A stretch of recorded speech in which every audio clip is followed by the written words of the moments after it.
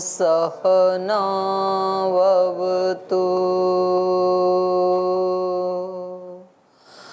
सहनौ भुनक्तु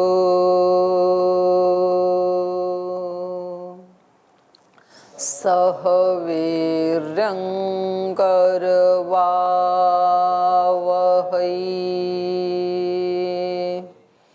तेजस्विनावधीतमस्तु मा विद्विषावहै।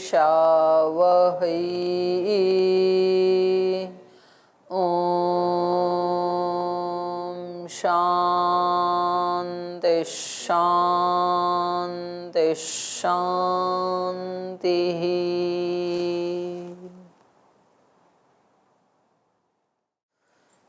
वेदांत दर्शन का तृतीय अध्याय का प्रथम पाठ हम पढ़ रहे हैं और यहाँ हम आत्मा के दूसरे शरीर में जाने का प्रसंग पढ़ रहे थे।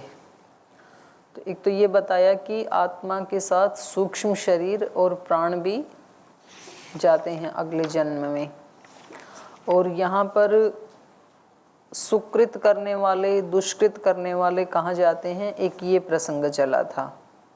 तो यहाँ पर इन्होंने बताया था जो रमणीय आचरण करने वाले हैं वो तो चंद्रादि लोकों में जाते हैं, और जो कपूय आचरण करने वाले हैं वो निम्न योनियों में जाते हैं। और यही इन्होंने बादरी आचार्य ने भी बताया, सुकृत दुष्कृते एव इति, क्योंकि दो ही प्रकार के कर्म होते हैं, सुकृत और दुष्कृत। तो सुकृत कर्म करने वाले तो चंद्र आदि लोकों में जाते हैं, दुष्कृत करने वाले तो निम्न लोकों में जाते हैं। अनिष्टादि कारिणाम अपि च श्रुतम, और 12वें सूत्र में बताया था कि नहीं, एक बार तो चंद्रलोक तक दोनों ही जाते हैं, सुकृत करने वाले भी और दुष्कृत करने वाले भी, लेकिन उनको तुरंत वहां से एक बार दिखा करके वापस भेज दिया जाता है।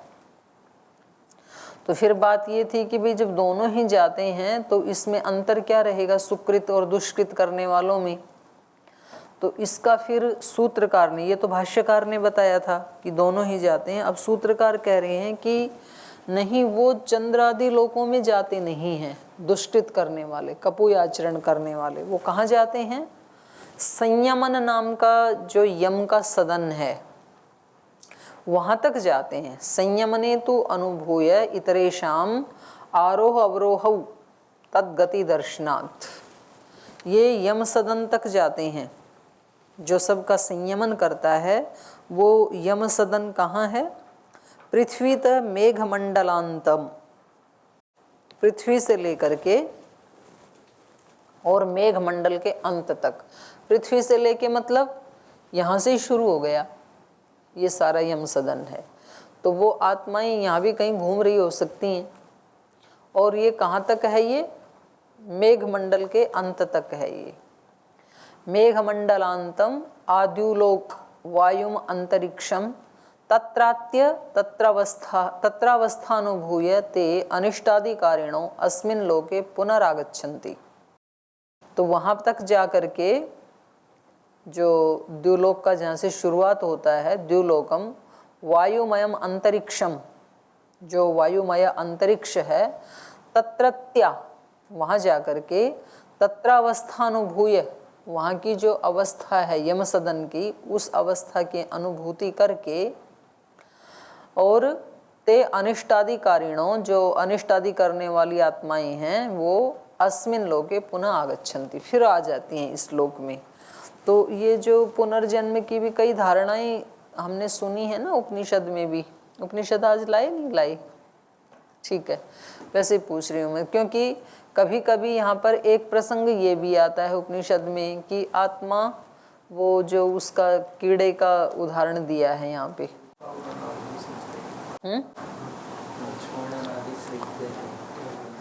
छांदोग्य उपनिषद में है कि जब अगले उसको पकड़ लेता है वो कीड़ा किसी पत्ते को, तो फिर पीछे से छोड़ता है।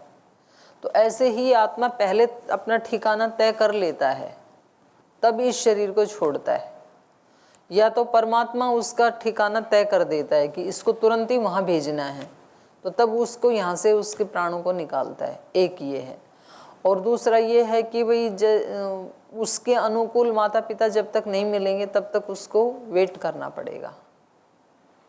और तीसरा ये है कि उसके जो सुकर्म हैं उनको पहले भोगेगा वो स्वर्ग लोक आदि में, और वो जब पूरे हो जाएंगे उसके बाद फिर वो आएगा। तो ये कई गतियां मिलती हैं ना, तो ये उसकी पुष्टि यहाँ से हो रही है वेदांत दर्शन से, क्योंकि यहाँ पर 3 गति बता दी। जो श्रेष्ठ रमणीय आचरण करने वाले हैं वो तो चंद्रलोक आदि में चले जाएंगे, लेकिन मुक्त तो नहीं हुए। चंद्रलोक आदि में अब वो कितने समय तक भोगेंगे उसको, सुख को। तो जैसे योग दर्शन के व्यास भाष्य में तो बताया कि उनकी 1 कल्प आयु होती है, किसी की 10 कल्प आयु होती है, तो उतना भोगेंगे वो उस सुख को। तो तब तक तो उनका दूसरा जन्म होगा नहीं, वहाँ रहेंगे वो। और कुछ ऐसे हैं कि वो कुछ समय कष्ट भोग करके फिर वापस आएंगे। जिन्होंने बहुत ज़्यादा पाप कर लिया तो उनको कष्ट भी भोगना पड़ेगा।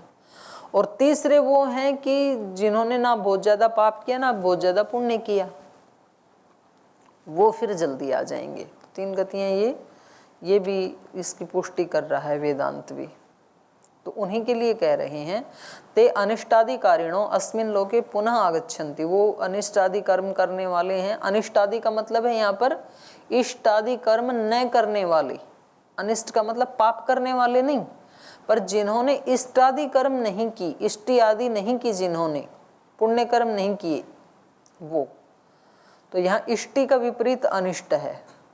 ते अनिष्टादिकारिणो अस्मिन् लोके पुनरागच्छन्ति तेषां न चंद्रमसि गमनम भवति। चंद्रलोक में उनका गमन नहीं होता है। चंद्रलोक मतलब आह्लाद का लोक, सुख का लोक, न कि ये पृथ्वी का उपग्रह चंद्रमा। वहां तो कोई जीवन ही नहीं है, वहां तो जाके करेगा क्या योगी, पत्थर ही पत्थर है, तो उसकी बात नहीं है। तो इनका गमन जो इष्टादि कर्म नहीं करते हैं, जो दान पुण्य नहीं करते हैं, उनका गमन इन सुखकारी लोकों में नहीं होता है, स्वर्ग आदि लोकों में नहीं होता है। भोगार्थम एवं तत्र गंतव्यम, क्योंकि वहां पर तो भोग के लिए ही जाते हैं ना जिन्होंने पुण्य कर्म किए, तो उनका अच्छा सुख भोगने के लिए वहां जाते हैं। न च तत्र तेषाम भोगैर भवितव्यम अनिष्ट कर्मत्वात्। तो इनका तो भोग है नहीं वहां पर, क्योंकि इन्होंने तो इष्ट कर्म किए नहीं, तो इनका भोग न होने के कारण इनका वहां जाना भी नहीं होता है। तो क्या होता है इनका इतरेशाम आरोह अवरोह। तो एक बार इनका आरोहण होता है, वहां तक जाते हैं यम सदन तक, उसके बाद तुरंत ही अवरोहण हो जाता है, वापस आ जाते हैं। इष्टकारिभ्यो ये खलु इतरे संति, जो इष्टकारियों से भिन्न है, अर्थात इष्ट आदि जो नहीं करते हैं, तेषाम अनिष्टादिकारिणाम, वो अनिष्टादिकारियों के लिए संयमने, संयमने को ही खोला यम सदने, वो केवल यम सदन तक जाते हैं। वायुमय अंतरिक्षे किला, जो वायुमय अंतरिक्ष लोक है जिसको यम सदन कहा है, वहाँ तक ये जाते हैं। और वहाँ आरोहणम अधस्तात् उपरि गमनम मेघमंडलांतम यावत् चंद्रमस पृष्ठम। तो ये आरोहण कहाँ तक करते हैं? अधस्तात् परिगमनम, नीचे से पृथ्वी लोक से ये परिगमन करते हैं, मेघमंडलांतम, और मेघमंडल के अंत तक जो यम सदन है वहाँ तक ये गमन करते हैं। यावत् चंद्रमसः पृष्ठम, जहाँ से चंद्रलोक का शुरुआत होती है वहाँ तक। पुनश्च ततः अवरोहणम, तो वो पिछले वाला जो सूत्र था उससे भी विरोध भी नहीं होगा भाई, उसके चंद्रलोक के पृष्ठ तक जाते हैं, मतलब उसके दरवाजे तक से झांक के इनको वापस कर देते होंगे, जाओ भाई अब ये तो अच्छे काम करने वाले तो इधर जाएंगे, तुम नीचे जाओ। तो ततः अवरोहणम उपरिष्टात् अधः प्रत्यावर्तनम भवति, तो वहाँ ऊपर से यम सदन से इनका अधः प्रत्यावर्तन हो जाता है, नीचे लौट आते हैं ये। तद्गति दर्शनात्, और वैसी गति शास्त्र में देखे जाने से, तो ऋग्वेद का ये दे रहे हैं, प्रमाण दे रहे हैं। तत्र संयमने गमनम तु समानम दर्शयति वेदः वैवस्वतम संगमनम जनानाम। लोगों का सबसे पहले कहाँ जाना होता है? वैवस्वतम संगमनम। वैवस मतलब यमराज, यमराज के न्यायालय में इनका जाना होता है। संगमनम उसके सदन में, यमराज के सदन में इनका सब आत्माओं का जाना होता है। ये इसमें ऋग्वेद का और अथर्ववेद का दोनों का प्रमाण दे दिया इन्होंने। ऊपर वाला तो ऋग्वेद का है ना, एक ही है मंत्र यहाँ पर। जनानाम जायमानानाम उत्पद्यमानानाम सर्वेषां संयमने यमसदने गमनम भवत्येव। तो इसका अर्थ कर रहे हैं मंत्र का, जनानाम सब लोगों का, जायमानानाम उत्पद्यमानानाम जो भी पैदा हुए हैं उन सब लोगों का, सर्वेषाम यमसदने संयमने गमनम भवत्येव। यमसदन में तो सबका ही जाना होता ही है, इष्टकारियों का भी अनिष्टकारियों का भी। तो इष्टकारी हैं वो यमसदन में जा कर के, और वहाँ उनका वो देखा जाता है भाई खाता, और भाई इन्होंने तो बड़े अच्छे अच्छे काम किए हैं, तो बोले इनको चंद्रलोक भेजो, तो वहाँ से वो अलग हो जाते हैं। इन्होंने क्या किया था, इन्होंने कोई इष्ट कार्य नहीं किया, तो इनको वापस भेजो धरती के ऊपर, अब की बार करके आएंगे। तो मुझे लगता है ये पुराणों में जो कहानियाँ, मतलब ये जो है जैसे मंत्र रूप में है, पुराणों में उसको कहानी बना दी, तो थोड़ा रोचक और आसानी से समझ आने के लिए। तो फिर लोग उनको इसलिए बोले तो सब गपोड़ा है, दिखाई तो दे, इतने रॉकेट सैटेलाइट गई हैं, कोई यम सदन होता और कोई वहाँ फाइलें रखी होती तो वो कल्पना कर लेते हैं इस ऑफिस की जैसी। बोले ऐसा कुछ नहीं है, इसका मतलब पुराण गपोड़े हैं, गलत है। तो वो गलत नहीं है, वो अपना एक अपनी अभिव्यक्ति का एक तरीका होता है। तो कोई कविता बना करके अपने भावों को अभिव्यक्त करता है, कोई गीत बना के करता है, कोई भजन बना के करता है, कोई मूर्ति बना के, कोई कहानी बना के। छोटे बच्चों को तो कहानियां बना बना करके समझाया जाता है दर्शन। तो ऐसे पुराणकारों ने जो बहुत गहन गंभीर विषय थे उनको रोचक कहानियां बना करके समझाने का प्रयास किया, और कालांतर में उन कहानियों में प्रक्षेप भी हुआ, ये भी सत्य है। और फिर बिल्कुल ही उससे लोगों का वो रुझान ही हट जाए, इसलिए उसको दूषित भी किया गया पुराण को, कि लोगों को अपने ही इससे एक घृणा सी होने लगे, अपने धर्म से, अपने ज्ञान से, तो वे इधर देखें ही नहीं। तो ऐसी सोच करके उनमें और ज़्यादा बढ़ा चढ़ा के प्रक्षेप भी कर दिया। तो यहाँ पर ये कह रहे हैं कि यम के सदन को तो सबको जाना ही होता है, कोई तो न्यायालय है ही ना, कोई तो न्याय करता ही है, तो वहाँ तो आत्मा को जाना ही पड़ता है जो भी पैदा हुए। जनानाम जायमानानाम उत्पद्यमानानाम सर्वेषां यमसदने संयमने गमनम भवत्येव। पूर्व सूत्रे श्रुतम इति पदेन उपनिषद श्रुतिर क्या है, श्रुतिर ही गृह्यते अत्र दर्शनात् पदेन वेदो लक्ष्यते इति। हाँ, जो 12 नंबर सूत्र में श्रुतम लिखा था तो उससे तो श्रुति का ग्रहण होगा, और 13वें सूत्र में जो दर्शनात् शब्द लिखा है इससे वेद का ग्रहण किया जाएगा। तो श्रुति और स्मृति का दोनों का ग्रहण किया जाएगा। आगे कहा स्मरन्ति च। तो ये तो इन्होंने वेद का उदाहरण दिया, श्रुति का दिया कि सभी आत्माओं को यम सदन जाना ही होता है। अब ये कह रहे हैं स्मरन्ति च, ऐसा ही स्मृति ग्रंथों में भी हमें प्रमाण मिलता है। तथैव वेदानुसारम नचिकेतोपाख्याने पठन्त्यपि अयम लोको नास्ति पर इति मानि पुनः पुनर्वशमापद्यते में। तो ये कठोपनिषद है, ये इसको स्मृति कहा। कह रहे हैं जैसे वेद में कहा है तथैव वेदानुसारम, वैसे ही वेद के अनुसार ही, वेद का अनुसरण करते हुए ही जो स्मृति ग्रंथ में, उपनिषद में, कठोपनिषद में नचिकेतोपाख्याने, नचिकेता का जो उपाख्यान है उसमें पठन्त्यपि, उसमें भी ये पढ़ा है अयम लोको नास्ति। कुछ लोग बोल देते हैं ना कि अरे कुछ नहीं है कहीं बाहर, जो कुछ है वो सब इसी लोक में है। तो बोले ऐसा कहना उचित नहीं है। वहाँ पर कहा है अयम लोको नास्ति, केवल यही लोक नहीं है बल्कि पर इति, इससे परे भी लोक हैं।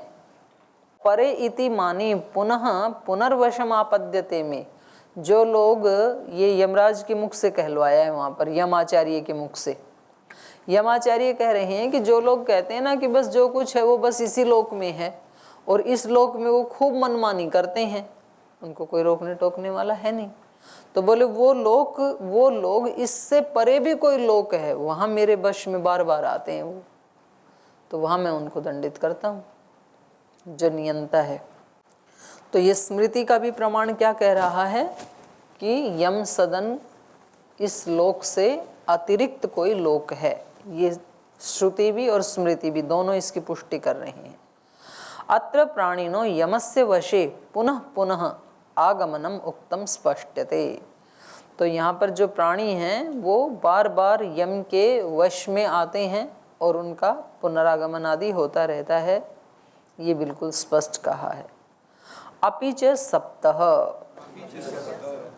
तो कह रहे हैं ये यम का जो सतन है इसमें 7 लेयर हैं, पृथ्वी से लेके और मेघमंडल के अंत तक जो ये इतना बड़ा है इसकी 7 लेयर्स हैं। अपि च संयमन स्थानानि यम सदनानि वायुस्तराः सप्त सन्ति पृथिव्या ऊर्ध्वं यान उल्लंघ्य पुनरधः प्रत्यागच्छन्ति जीवाः पृथ्वीं। तो बोले ये जो यम का सदन है, संयमन स्थानानि जो संयमन के स्थान हैं, यम सदनानि जो यम के सदन हैं, वो वायु स्तराः सप्तः, वायु के जो स्तर हैं वो 7 प्रकार की वायु है। वहां तक वायु के अलग 2-3 तरह की लेयर तो हम भी देखते ही है ना। एक यहाँ अपने पृथ्वी की वायु की लेयर अलग है और इससे ऊपर वाली वो अलग है जो बादलों को इधर उधर ले जाती है, और फिर उससे ऊपर एक और है। तो 2-3 तो मतलब स्पष्ट रूप से मिलती ही हैं, और उससे ऊपर जाएंगे तो 7 भी मिलेंगी, वो मरने के बाद मिलती हैं। तो बोले ये 7 स्तर हैं इस वायु के। पृथिव्या ऊर्ध्वम, पृथ्वी से ऊपर है ये 7, यान उल्लंघ्य उन सभी स्तरों का उल्लंघन करके ये जाता है यम सदन में 7वें स्तर तक, और पुनः अधः प्रत्यागच्छन्ति जीवाः पृथ्वीं, और वहाँ से फिर उन 7वें जो लेयर है उसके बाद फिर वापस पृथ्वी पे आ जाता है। तो वहाँ पर भी पूछा था ना नचिकेता ने कि मरने के बाद क्या गति होती है, तो उसका उदाहरण यहाँ इन्होंने दिया, और ये शतपथ ब्राह्मण का भी दिया।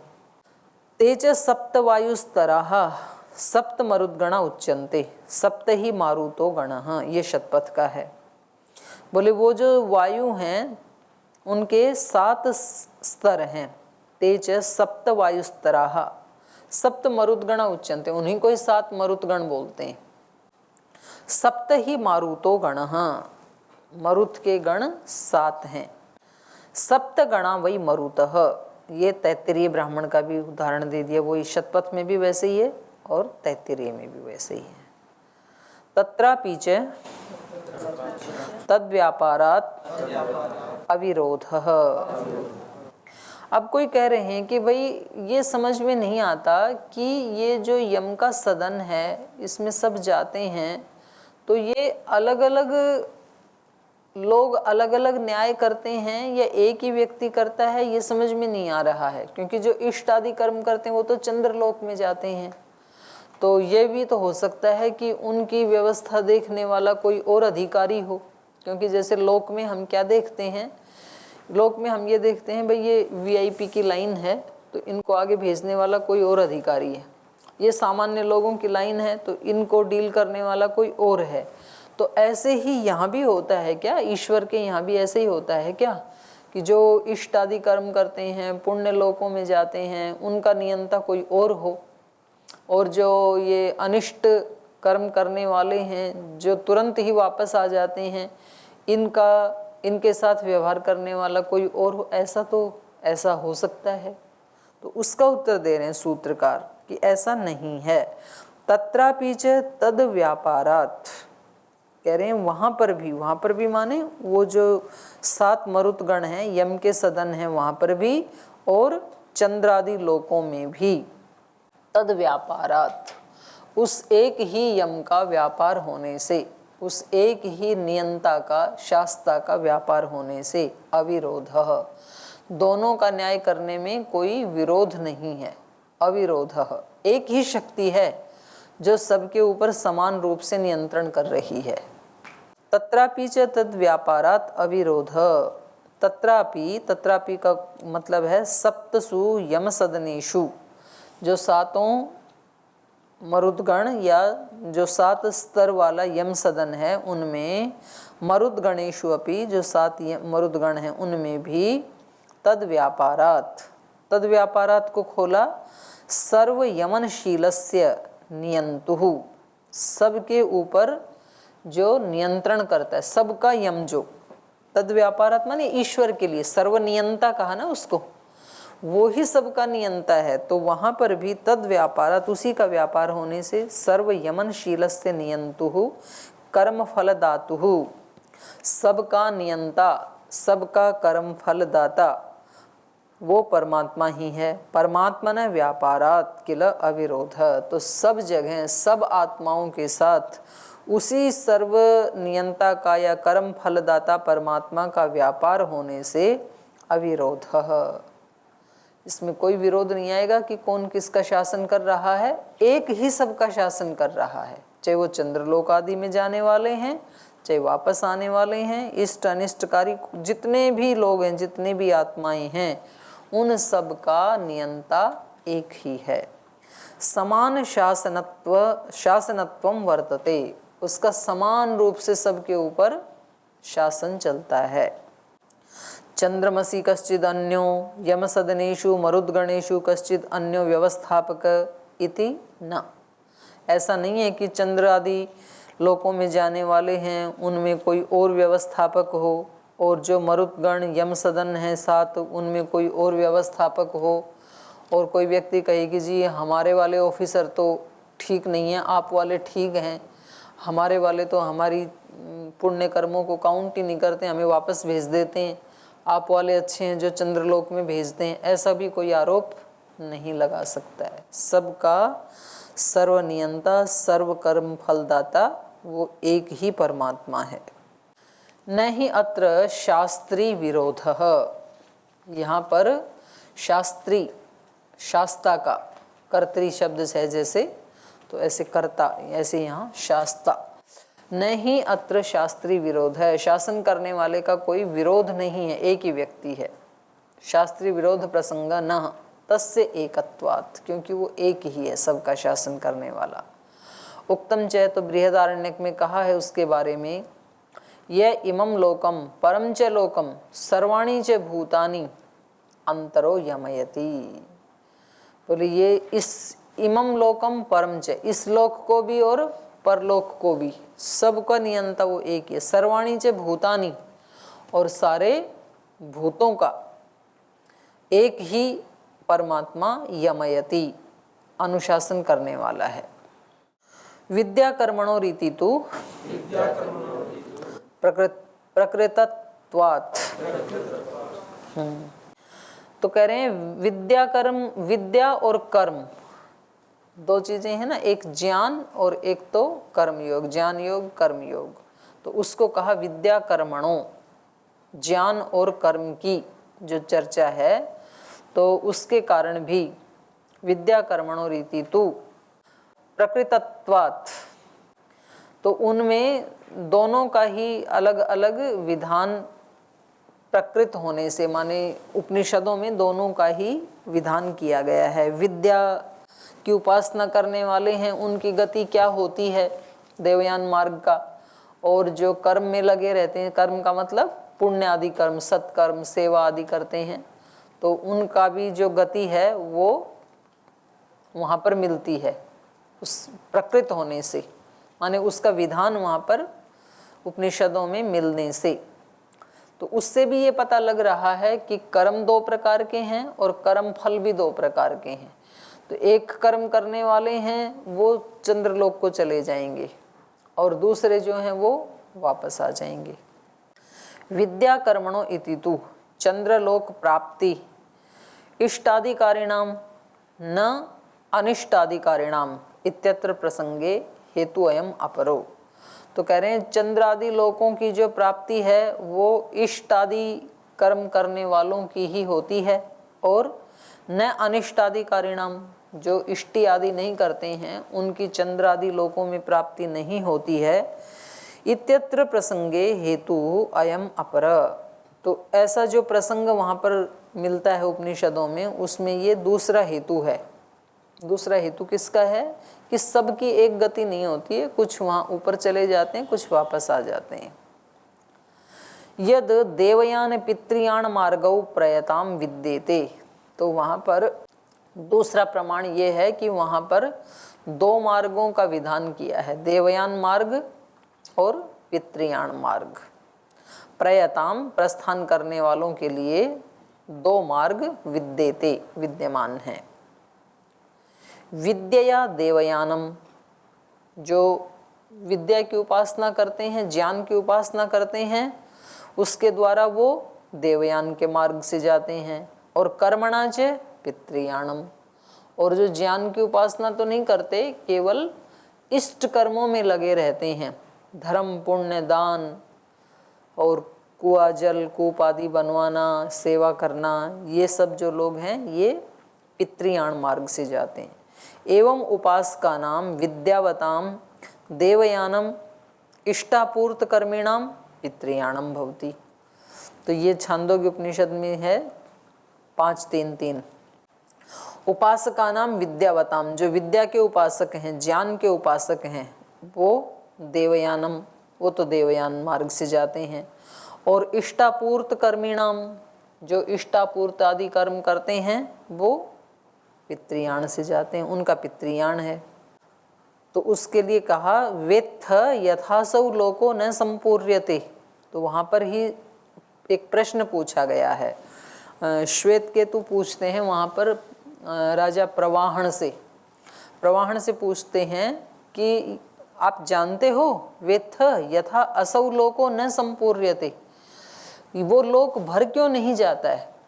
इतने लोग वहाँ जाते हैं, दान पुण्य करने वाले चंद्रलोक में जाते हैं, और दूसरे जो नहीं करते वो भी जाते हैं, तो कितने अब तक जा चुके हैं, तो ये लोक भर क्यों नहीं जाता है इतने लोगों से, ये प्रश्न उन्होंने पूछा। इति अस्य प्रश्नस्य उत्तर वचने यदुक्तम, तो इस प्रश्न के उत्तर में जो कहा है वो ये कहा, अथ एतयो पथो न कतरेण चन तानि इमानि क्षुद्राणि असकृत आवर्तीनि भूतानि भवन्ति जायस्व म्रियस्व इति एतत् तृतीयं स्थानम तेन असौ लोको न संपूर्यते। तो इस प्रश्न के उत्तर में जो कहा है वो ये कहा, एतयो पथो न कतरेण चन, बोले ये जो दो पथ हैं देवयान और पितृयान, इससे भी एक तीसरा और पथ है जिसमें कतरेण चन तानि इमानि क्षुद्राणि, उस तीसरे पथ से ये जो क्षुद्र जीव हैं, असकृत आवर्तीनी, सकृत आवर्तीनी माने एक बार और असकृत माने बार बार, जो बार बार आते जाते हैं ना, वो जो क्षुद्र जीव हैं, क्षुद्राणि असकृत आवर्तीनी भूतानि भवन्ति, इस तीसरे मार्ग का अनुसरण वो लोग करते हैं जो इन दोनों से अलग हैं। उनका काम क्या है, जायस्व म्रियस्व, पैदा होते हैं मरते हैं, फिर पैदा होते हैं फिर मरते हैं। इति एतत् तृतीयम स्थानम, तो ये तीसरा भी तो रास्ता है। तेन असौ लोको न संपूर्यते, इसलिए भरता नहीं है। बहुत सारी आत्माएं तो ऐसी भी हैं ना, क्योंकि चंद्र आदि लोक में जाने वाली तो फिर बहुत ही कम आत्माएं बचती हैं, तो भरेगा कहाँ से। तो कभी सदियों के बाद कोई 2-4 जाते हैं वहाँ, तो बाकी क्या करते हैं, वहाँ से ही आ जाते हैं। तो आना उनका काम है, बस मरे और वहाँ गए और फिर तुरंत पैदा हो गए। तो ये क्षुद्र जीव कहा इनको, ये तीसरे हैं। तो आज समय हो गया, इसको कल फिर विस्तार से पढ़ेंगे। आज यहीं विराम लेते। ओम